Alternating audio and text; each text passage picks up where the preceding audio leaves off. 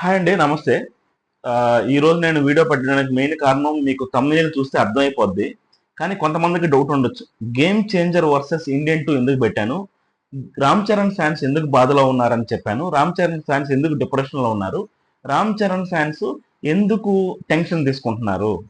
మూడో పాయింట్ ఏం చెప్పానంటే, 'గేమ్ చేంజర్‌కి డామ్ షూర్‌గా 100 క్రోర్స్ పక్కా. ఎలా వస్తది? ఏందనేది ఈ వీడియోలో మనం మాట్లాడుకుందాం క్లియర్‌గా. ఒక కామన్ సెన్స్‌తో ఆలోచిస్తే చాలా మందికి అర్థమైపోద్ది నేను ఈ వీడియోలో ఏం చెప్తున్నాననేది. నేను ఫ్రైడే నుంచి చూస్తున్నానండి. చాలా మంది 'గేమ్ చేంజర్‌ని ఇండియన్ 2తో పోలుస్తున్నారు. 'గేమ్ చేంజర్‌ని ఇండియన్ 2తో కంపేర్ చేస్తున్నారు. ఇండియన్ 2 సినిమా నేను ఈరోజు చూసొచ్చి చెప్తున్నానండి. ఇండియన్ 2 సినిమా మీరు అనుకున్నంతగా డిజాస్టర్ అయితే కాదు. Above average cinema. హిట్ అయితే కాదు కానీ అబోవ్ యావరేజ్ సినిమా. అసలు ఇండియన్ 2 సినిమాని 'గేమ్ చేంజర్‌తో ఎందుకు కంపేర్ చేస్తున్నారు? ఒకే ఒక రీజన్. శంకర్ గారు డైరెక్టర్ కాబట్టి ఆ సినిమాని కంపేర్ చేస్తున్నారు. మీకు ఏ రీజన్‌లో కూడా కంపేర్ చేయడానికి లేదు కదా! Indian 2 template old template. Indian 2 స్టోరీయే ఓల్డ్ స్టోరీ. మెయిన్‌గా చెప్పాలంటే 'భారతీయుడు' సినిమాకి సీక్వెల్. 'భారతీయుడు' సినిమా ఎప్పుడొచ్చింది? 90స్‌లో, 80స్‌లో వచ్చింది.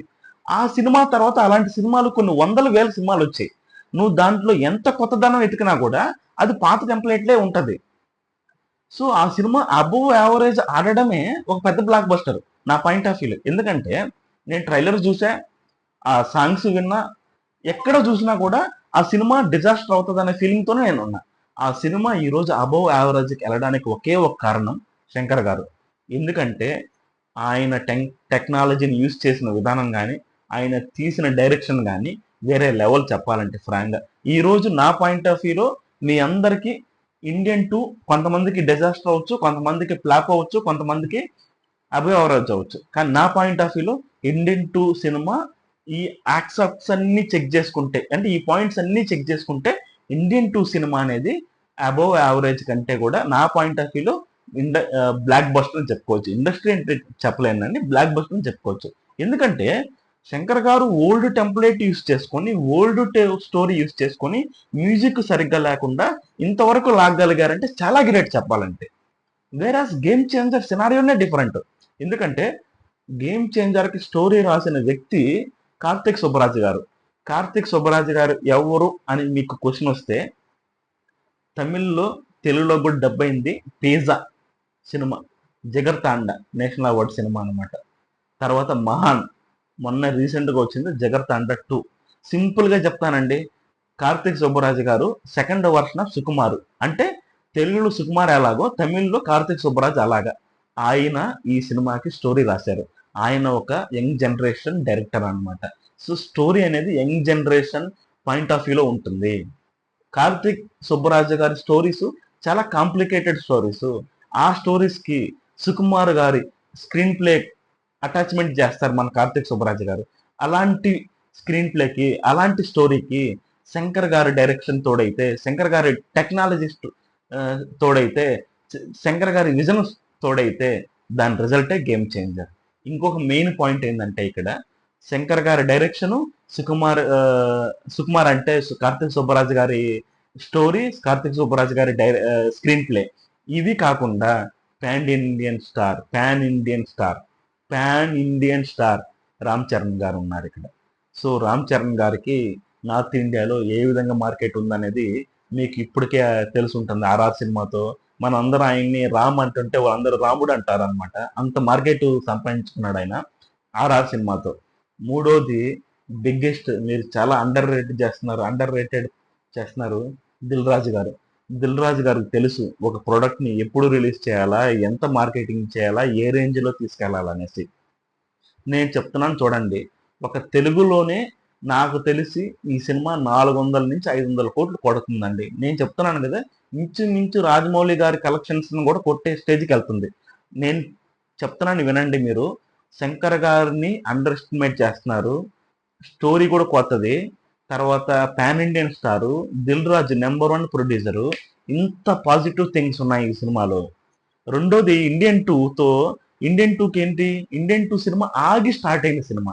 శంకర్ గారి సినిమా ఇది అంటే ఇండియన్ 2 ఆగి స్టార్ట్ అయిన సినిమా. వేరాస్ గేమ్ చేంజర్ అనేది గ్యాప్స్ వచ్చాయి. సినిమాని ఆపేయలేదు. గ్యాప్స్ వచ్చాయి. అప్పుడప్పుడు గ్యాప్స్ వచ్చాయి. ఆ గ్యాప్‌లో ఆయన సినిమాని ఇండియన్ 2 సినిమా తీసుకున్నాడు. ఇది న్యూ ఏజ్ స్టోరీ. సో ఒక కొత్త స్టోరీకి గ్యాప్స్ వచ్చినప్పుడు ఏమవుద్ది, స్క్రీన్ ప్లేలో కానీ, స్టోరీలో కానీ, డైరెక్షన్లో కానీ, విజనరీలో కానీ, టెక్నాలజీలో కానీ ఇంప్రూవ్ చేసుకోవడానికి ఛాన్స్ ఉంటుంది. వేరాజ్ ఓల్డ్ టెంప్లెట్, ఓల్డ్ స్టోరీకి లైక్ ఇండియన్ టూకి ఇంప్రూవ్ చేసుకోవడానికి ఛాన్స్ ఉండదు. నువ్వు ఎంత ఇంప్రూవ్ చేసుకున్నా కూడా నీ ఓల్డ్ టెంప్లెట్ కనబడతా ఉంటుంది. అంటే ఒక పాత టెక్స్ట్ బుక్ని కొత్త టెక్స్ట్ బుక్తో మనం కంపేర్ చేస్తున్నాం.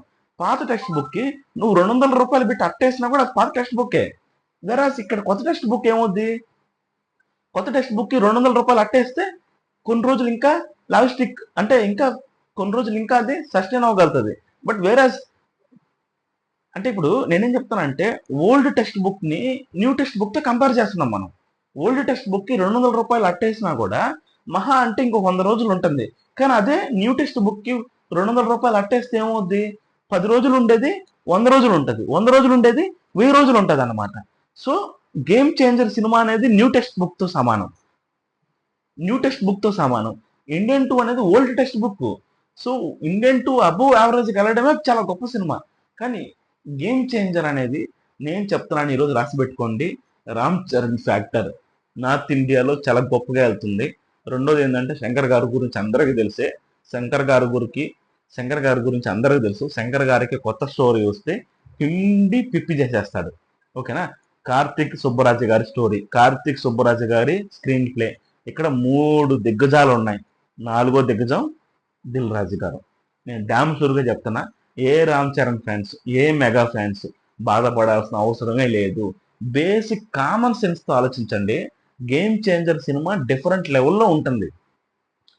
నీకు వినయ విధేయ రామ సినిమాని ఇంచుమించు 80 crores కలెక్ట్ చేసింది. ఏది మనకి ఆర్ఆర్ ముందే తెలుగులో అరౌండ్ 80 crores నెగిటివ్ టాక్తో. గేమ్ చేంజర్ సినిమాకి అంటే ఒక routine cinema, I mean Vinaya Vidheya Rama ఒక రొటీన్ సినిమా 80 crores కలెక్ట్ చేసింది నెగిటివ్ టాక్తో అరౌండ్గా. అలాంటిది ఆర్ఆర్ త్రిబుల్ ఆర్ తర్వాత వచ్చే సినిమా ఇది. అంటే త్రిబుల్ ఆర్ తర్వాత వచ్చే సినిమా గేమ్ చేంజర్. తీసేది పాన్ ఇండియా డైరెక్టర్, రాసింది సుకుమార్ లాంటి డైరెక్టర్ కార్తిక్ సుబ్బరాజు గారు, స్క్రీన్ ప్లే కూడా ఆయన అందించారు. నెంబర్ 1 ప్రొడ్యూసర్ దిల్ రాజు గారు. ఆ తర్వాత తమన్ గారి గురించి తెలిసింది, అఖండ బ్యాక్గ్రౌండ్ మ్యూజిక్. ఒకవేళ సాంగ్స్ బాగలేకపోయినా కూడా బ్యాక్గ్రౌండ్ మ్యూజిక్ లో మ్యాచ్ చేసేస్తారు. ఇది పక్కా కమర్షియల్ సినిమా. ఎంత ఎక్స్టెంట్ కి మీరు ఊహించుకుంటే అంత ఎక్స్టెంట్ లో సినిమా ఉంటుంది. నేను చెప్తున్నాను, ఇది రాసి పెట్టుకోండి, ఈ వీడియోను సేవ్ చేసి పెట్టుకోండి. గేమ్ చేంజర్ 1000 కోట్లు కొడుతుంది.